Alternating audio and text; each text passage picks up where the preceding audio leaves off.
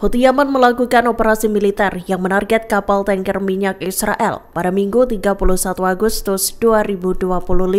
Dalam operasi tersebut, Houthi menyasar kapal tanker minyak Scarlet Ray di Laut Merah Utara. Dikutip dari Palestine Chronicles, juru bicara Houthi Yahya Saree mengonfirmasi bahwa kapal tersebut terkena rudal balistik secara langsung. Ia menekankan bahwa serangan itu merupakan dukungan berkelanjutan Yaman bagi rakyat Palestina. Pernyataan itu pun menekankan bahwa Houthi terus melakukan operasi untuk menghalangi navigasi laut Israel. Houthi juga berupaya mencegah kapal-kapal terafiliasi Zionis mencapai pelabuhan Palestina. Pejabat Yaman juga berjanji bakal terus menyerang target-target Israel di Palestina. Seiring dengan itu, pimpinan Houthi meningkatkan peringatan bahwa serangan udara Israel yang menewaskan Perdana Menteri mereka akan dibalas. Houthi pun bersumpah bakal membalas serangan itu dengan maksimal.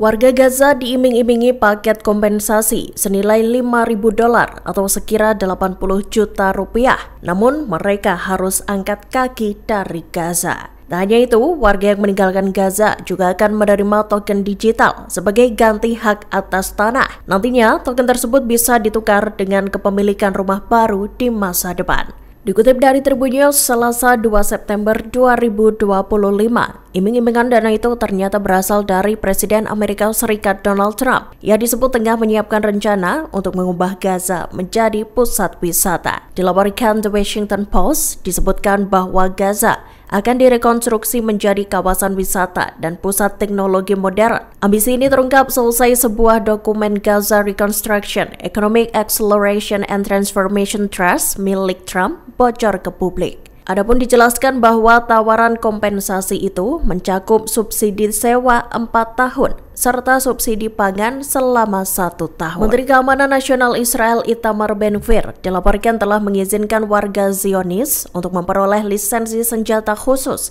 Senin 1 September 2025.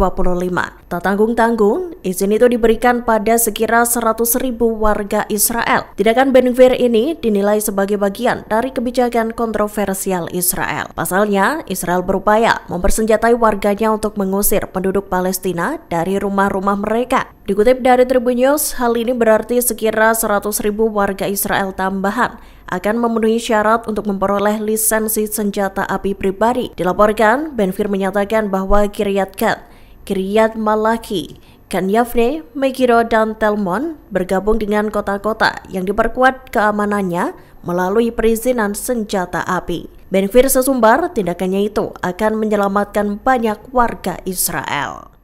Sebuah dokumen rahasia militer Israel bocor. Diketahui, dokumen itu menyatakan bahwa operasi militer kereta perang Gideon sebagian besar mengalami kegagalan. Disebutkan operasi tersebut memiliki tujuan untuk mengalahkan Hamas dan membebaskan tawanan Israel yang masih tersisa di Gaza. Namun tindakan yang dirinci dalam laporan tersebut dikritik oleh pejabat Israel. Kepala Staf Angkatan Darat Zionis menyatakan Israel membuat setiap kesalahan yang mungkin terjadi. Dikutip dari The New Arab Selasa 2 September 2025, dokumen tersebut juga menyatakan bahwa Israel mengandalkan logika pencegahan alih-alih kemenangan yang menentukan.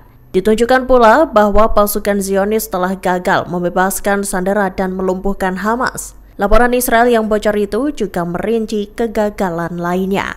Salah satunya mengenai tentara yang bermanuver di area yang sama berulang kali dengan kecepatan lambat dan menghindari korban. Dikatakan operasi tersebut mengakibatkan tekanan signifikan pada tenaga kerja serta kelelahan peralatan. Lebih dari 23 bulan berperang, tentara Israel diketahui telah menggunakan berbagai senjata terlarang dan destruktif.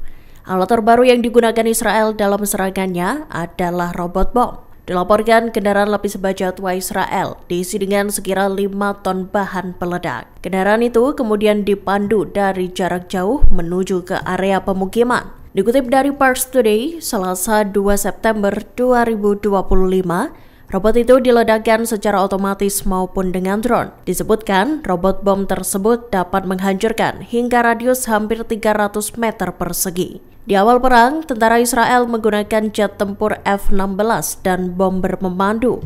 Namun seiring dengan berkurangnya cadangan senjata, mereka beralih ke robot peledak. Hal itu lantaran alat tersebut lebih murah, namun memiliki daya rusak yang lebih besar. Download Tribun X sekarang, menghadirkan lokal menjadi Indonesia.